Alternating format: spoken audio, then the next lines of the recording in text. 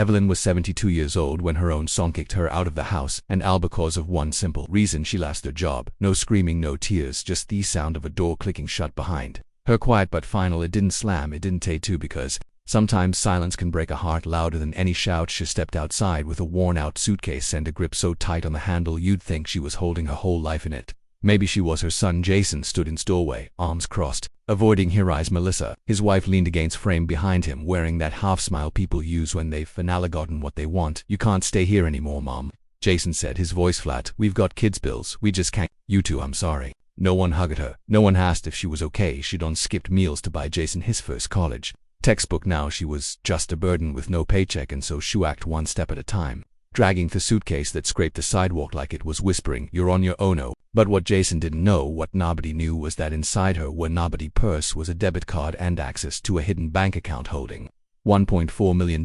Evelyn didn't cry, not when she left the porch, not when her legs started to ache halfway down Maple Street, not even when she sat on the cold wooden bench at the bus stop 3 blocks from the house that used to be hers. She just sat there, back hunched, hands folded tightly over the handle of her purse, watching the world pass by as if it had already forgotten her. What Jason didn't know was that Evelyn hadn't been fired. She'd resigned. Her back had been giving out. The doctor warned her about lifting heavy boxes, said it could munch her spine permanently. So after years of helping out at the church thrift store, she quietly stepped away. The pastor asked her to stay. She smiled, stayed. She needed rest, and she did. She needed to rest from a lifetime of survival. She had raised Jason alone after his father died in a construction accident, and cleaned motel rooms, scrubbed hospital floors, and said no to Nusha so he could have textbooks. She did it with pride, with love. But the hardest part of motherhood, she now realized, it wasn't the sacrifice, it was the silence after, when the very people you give everything to stop seeing you. She had known hunger, she had known loneliness, had known what it meant to count coins in a dark kitchen and pretend the flickering light bulb was just fine, but had never known this rejection from her own child. Still, she didn't hate him, she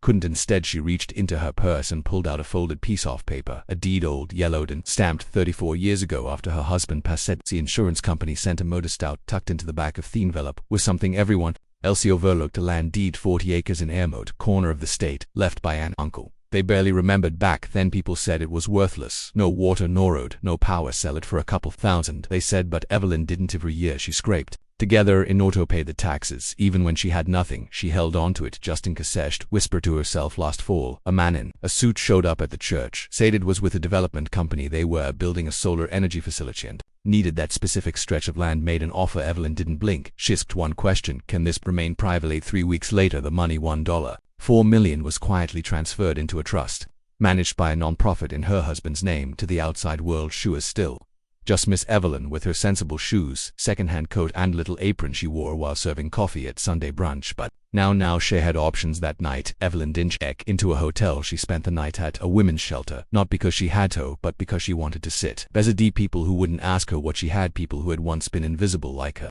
She shared what little food she had in her bag, listened to their stories, laughed softly when someone told a joke, held a woman's hand when she cried about her daughter who wouldn't call her back, and for the first time in a long time Evelyn felt seen. The next morning, Chavot said a run-down cottage on the edge of town. It had cracked windows, peeling paint, and wild weeds climbing the porch railings. She paid cash 3 weeks later, and the name Grace Holdings LLC. That place was transformed, fresh paint affixed, roof, solar panels, a new garden. But no one knew it was hers, and that was exactly how she wanted it. She didn't want revenge. She didn't want Denny Boers talking. She didn't want Jason or Melissa to come crawling back just because she had money. What Evelyn wanted was to build something that would never throw anyone away. So she did. She began volunteering at food pantries, shelters, and youth centers, quietly asking what they needed, secretly funding, repastinating under names no one could trace. And when the time came, she bought a building in Old Community Hall, boarded up for years. She named it Evelyn's Table. It wasn't fancy, but it had warmth, real warmth: hot soup, clean cots, soft music, a place for people who had nowhere to go, people like her, people who'd been forgotten, not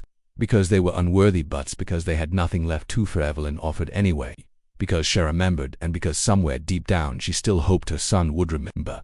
2 years passed. These seasons turned. Quietly the world moved in, and Evelyn, well, she bloomed insolence. Evelyn's table had become more than just a building. It was a rhythm. A heartbeat. Soup simmered on the stove. Each morning children played in the back garden under sunflowers taller than their heads, and every Friday night lights glowed through the windows as people gathered for community dinners. No questions asked, no paperwork needed. Beautiful swear life had not been so kingious and lost the house. At first it was more things: missed payments, rising bills. Then the notice came, then Telex changed. Melissa left, took the kids, said She needed stability. Jason treated side gigs, warehouse shifts, even sold hustled guitar, but nothing stuck. Eventually, I ended up sleeping on a friend's basement cot, sharing ramen with roaches and wondering where everything had gone. Nessa wrong one. Rainy afternoon, he wandered into the public library just to stay dry, saw a flyer near the front desk, cream-colored paper, elegant script, a small wooden logo that looked oddly familiar of Lynn's Table Meals Shelter. Support no one left behind. He froze, his fingers trembled as he read the name again. Of Lynn couldn't be, but the ache in his chest said otherwise. He stared at the address. He knew the street, walked past it 100 times, never paid attention. Next morning something pulled him through. Call it guilt, call it hope, call it last thread he had left. He walked across town in worn shoes and found it a small building, freshly painted, framed by wildflowers. Children laughed. Inside, steam curled out from a kitchen vent. And above the front door, carved into wood, were the words Evelyn's Table, every owner has a place. He stepped inside. Warmth met him instantly, not just heat but presence. The smell of fresh bread, the soft clatter of dishes, volunteers moving itly like they belonged. And then behind the reception desk, in a biker cardigan, her silver hair tucked behind ears, sat a woman he hadn't really looked at in years. His mother. She looked up, her eyes widened, but she didn't flinch. Jason froze, his throat burned at words, caught like gravel in his mouth too. Didn't know where else to go. He whispered. Evelyn stood slowly, walked around the desk, stopped just in front of Theme. Jason couldn't meet her eyes. He was shaking. I lost the house. Melissa's gone. I have nothing. Silence. Then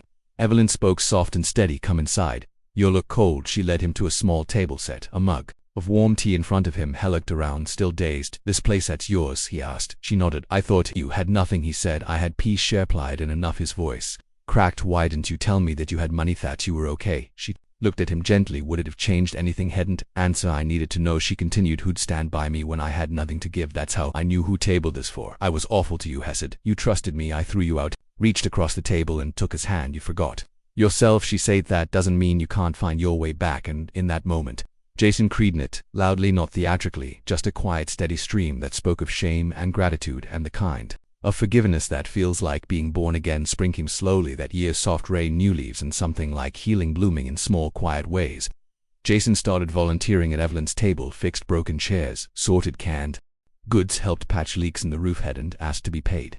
He just showed up every day like he was making up for all the ones he missed. Evelyn didn't say much. She didn't have to. Every Friday evening they sat together on the porch watching the children play in the garden. No guilt, no punishment, just presence and peace. One of those evenings, Evelyn handed him a sealed envelope. Jason looked at her, puzzled. He opened it. Inside was the original deed to the one she'd once given him, and the avoided check from the land she sold, framed together.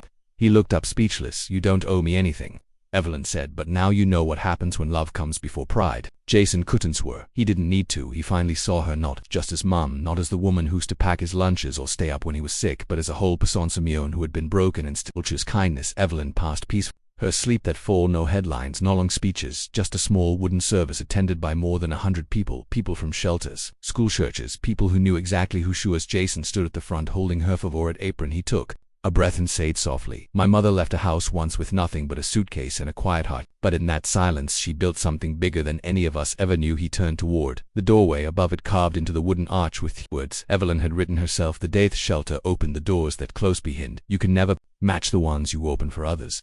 And Jason, once angry, once lost, had become the man his mother always believed he could be. Not because he had money, but because she chose love over revenge and forgiveness over pride.